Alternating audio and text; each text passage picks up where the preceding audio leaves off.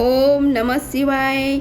नमस्कार दोस्तों, आप सभी को स्वागत है हमारे यूट्यूब चैनल पावरफुल हिंदू धर्म में। आज हम आप सभी को ज्येष्ठ मास के शुक्ल पक्ष में पड़ने वाली प्रदोष व्रत की तिथि, शुभ मुहूर्त, महत्व और कथा का रसपान कराएंगे। साथ ही आप सभी को प्रदोष व्रत में की जाने वाली महत्वपूर्ण उपाय के बारे में आप सभी को बताएंगे।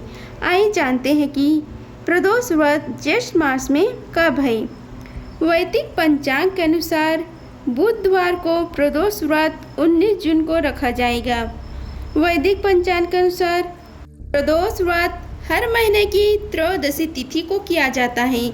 इस दिन माता पार्वती और भोलेनाथ की आराधना का विधान है।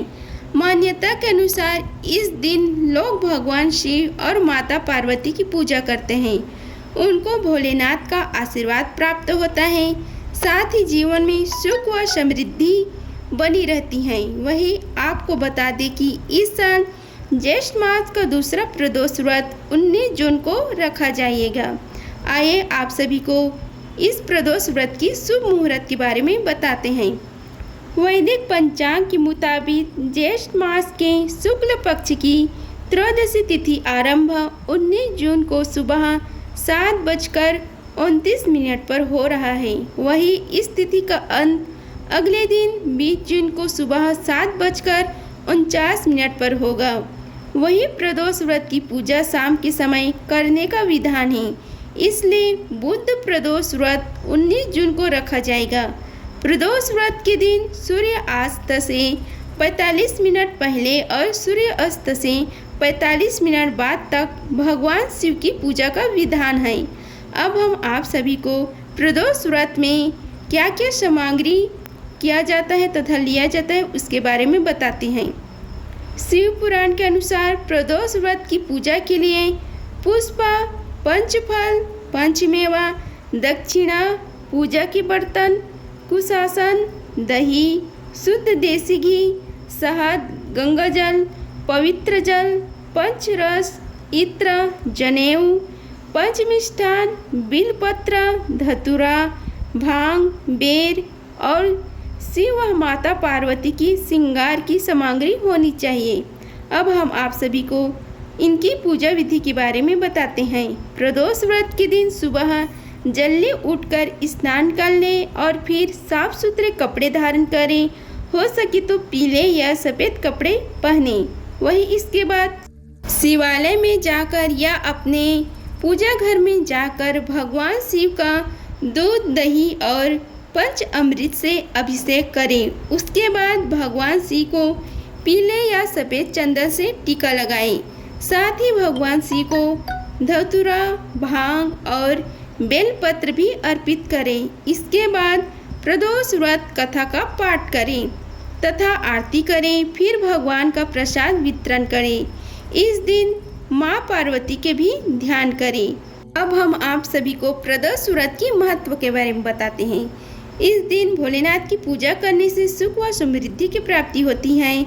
साथ ही राहु और केतु ग्रह के अशुभ प्रभाव से मुक्ति मिलती है। वहीं इस व्रत को रखने से जन्म कुंडली में बुध की स्थिति भी मजबूत होती है। अब हम आप सभी को बुध प्रदोष व्रत की कथा का रसपान कराते हैं। वार के अनुसार जो प्रदोष व्रत करते हैं उसी के अनुरूप उसका फल प्राप्त होता है। प्रदोष अथवा त्रयोदशी का व्रत मनुष्य को संतोषी एवं सुखी बनाता है। बुध त्रयोदशी प्रदोष व्रत करने से सर्व मनोकामनाएं पूर्ण होती है। इस व्रत से हरी वस्तुओं का प्रयोग करना चाहिए। शंकर शिव जी की आराधना धूप, बेलपत्र आदि से करना चाहिए।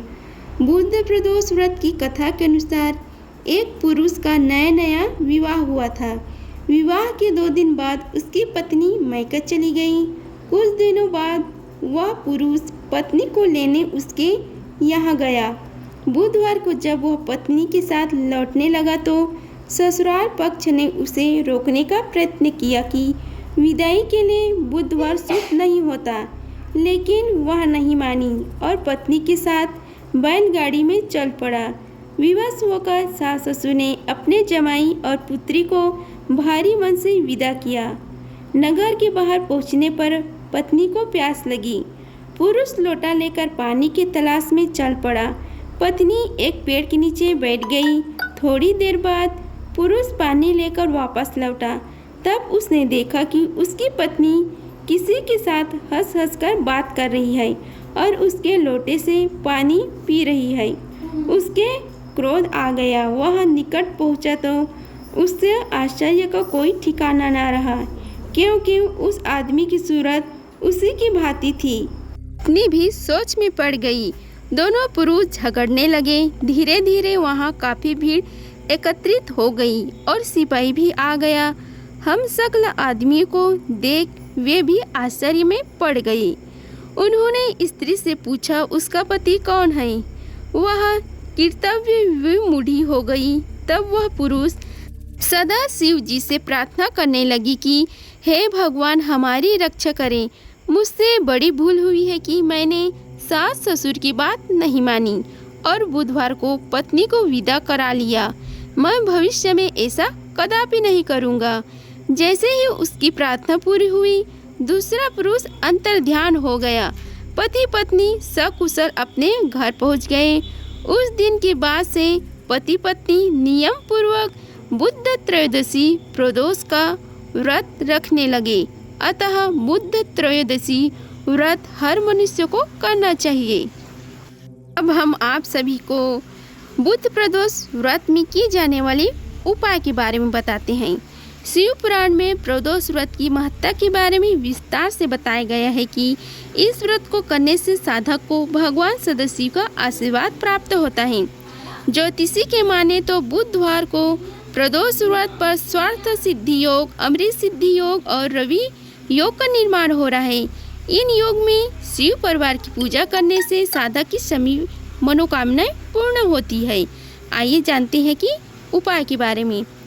सनातन पंचांग के अनुसार 19 जून को बुधवार को प्रदोष व्रत है। यह पर्व देवों के देव महादेव को समर्पित है। इस दिन महादेव संग माँ पार्वती की पूजा की जाती है। साथ ही उनके निमित्त यानी नाम से प्रदोष व्रत रखा जाता है। इस व्रत का पूर्ण फल साधक को दिन के अनुसार प्राप्त होता है। बुध प्रदोष व्रत के से साधक की सभी मनोकामनाएं पूर्ण होती है। साथ ही कारोबार और रोजगार को नया आयाम मिलता है। इस व्रत को करने से कुंडली में बुध ग्रह भी मजबूत होती है। साथ ही साधक पर भगवान गणेश की विशेष कृपा बरसती है।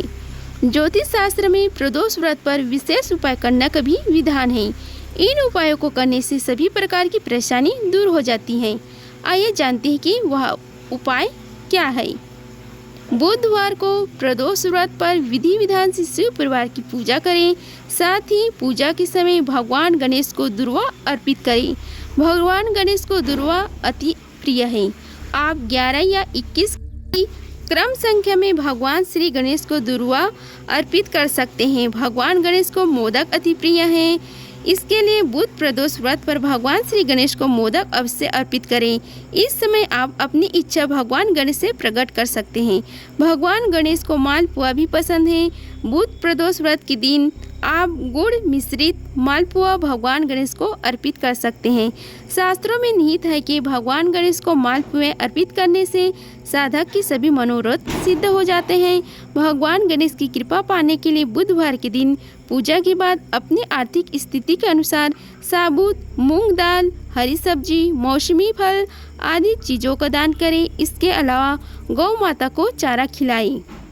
अगर आप सभी को हमारी वीडियो पसंद आई होगी तो वीडियो को लाइक कीजिए, चैनल को सब्सक्राइब कीजिए और कमेंट बॉक्स में ओम नमः शिवाय लिखिए। धन्यवाद। मिलते हैं अगले वीडियो में। तब तक के लिए हर हर महादेव।